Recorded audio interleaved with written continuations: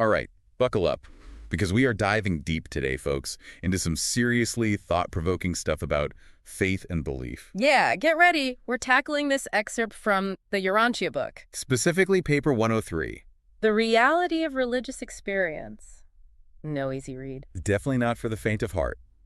But, wow, does it make you think? It really grabs you and makes you re-examine what you think you know about religion. It throws out all those preconceived notions right from the start. It's like, boom, true religious experience comes from within, not some rule book. Exactly. It's about this connection we have to, well, something bigger than ourselves. That God fragment the book talks about, right?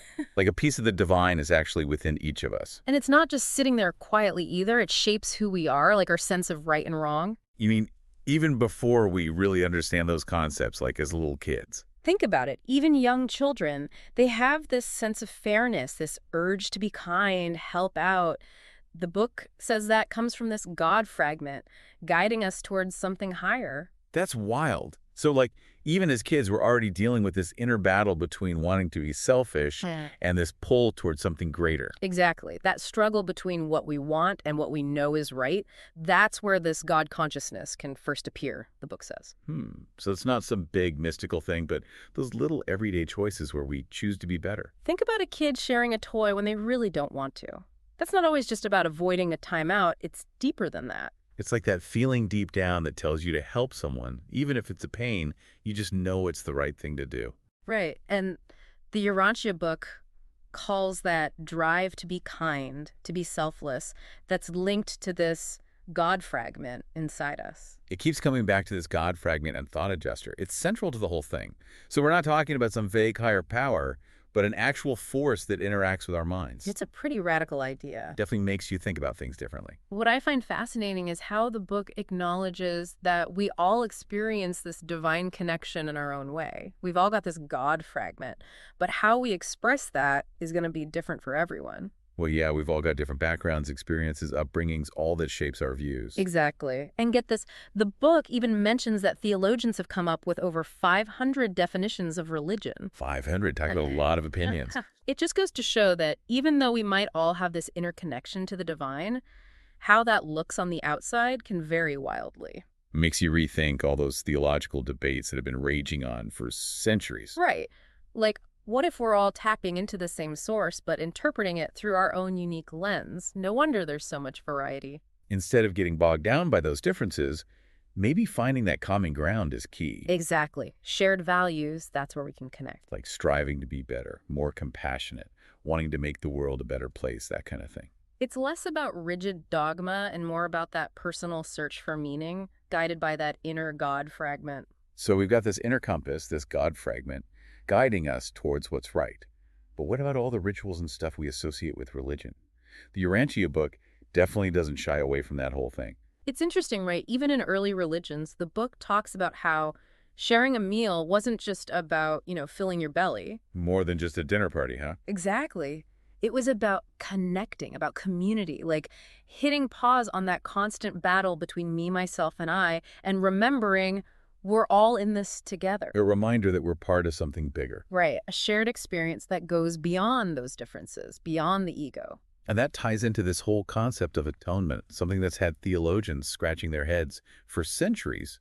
The book talks about how those early rituals, the sacrifices and such, they came from this deep desire to fix that broken connection with the divine. It's like we feel this guilt, this separation, and those rituals were an attempt to bridge that gap. Makes sense. That feeling you get when you could have been better, more kind, more forgiving.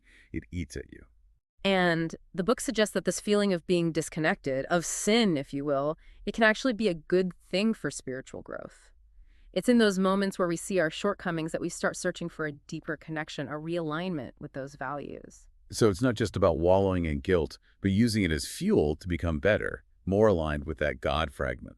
Exactly. And the interesting thing is, the book brings up Jesus as a pivotal figure in reframing this whole atonement thing. So not about adding new rituals or anything. Right. It's about changing how we see our relationship with the divine. Not a king and his subjects, but like a parent and their child. So it's not about proving our worth through elaborate rituals, but recognizing that we already loved and accepted, warts and all. Exactly. The Urantia book suggests that this realization, this unconditional love, frees us from needing to earn God's approval. Wow, that's a weight off. It allows us to focus on cultivating those good qualities. Love, compassion, forgiveness, not because we're afraid of punishment, but because we genuinely want to embody them. We want to be better. Now that is a powerful shift in perspective. It's like the book is saying the real heart of religious experience isn't about rigid rules or ceremonies, but that inner connection with the God fragment, letting that guide us. It's about that relationship, that inner journey. But the book also dives into the relationship between religion and science, right? Those two seem like they're always at odds. It does, and it's surprisingly balanced. Instead of seeing them as opposites, the Urantia book presents them as two sides of the same coin. Two ways of looking at the same universe. Exactly. Science explores the how, the mechanics, while religion seeks the why, the meaning behind it all. So instead of pitting them against each other, it's about finding that middle ground. The book suggests that philosophy, especially when informed by revelation, bridges that gap between the scientific and the spiritual. Revelation. Now there's a loaded term. So we're talking about using both logic and intuition to get a fuller picture. It's about acknowledging that both science and religion, even philosophy, have their limitations. Blind faith in any one of them is not the answer. So being open to new information, questioning everything, even our own long-held beliefs. It takes courage, but that's where real growth happens. It's like the book is saying, hey, become an explorer of your own beliefs, your own understanding. Use those tools, reason, wisdom, faith, to really dig deep. And just like an explorer, you got to be ready for the unexpected. You can't make discoveries if you're sticking to the same old paths. Easier said than done, though, right? Questioning everything, especially beliefs you've held onto for a long time, that's tough. It takes guts, no doubt. But the book suggests that the payoff is huge.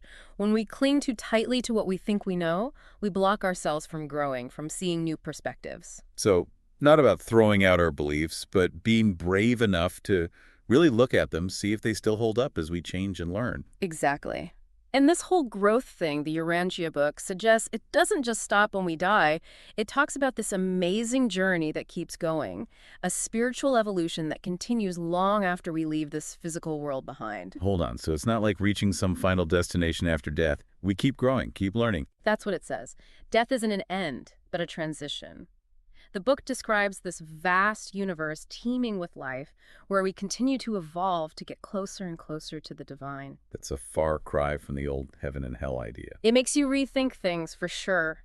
And it really highlights this core message of the Urantia book. We are eternal beings, always evolving, always striving for greater understanding, a deeper connection with the source of everything. It's a pretty mind-blowing concept when you really sit with it. It is, to think, this life, with all its ups and downs, it's just one chapter in a much larger story. And that story, according to the book, is ultimately one of hope. It's about progress, about our individual journeys weaving together, all moving toward that ultimate goal of union with the divine. Wow, this deep dive into the Urantia book has been quite the journey.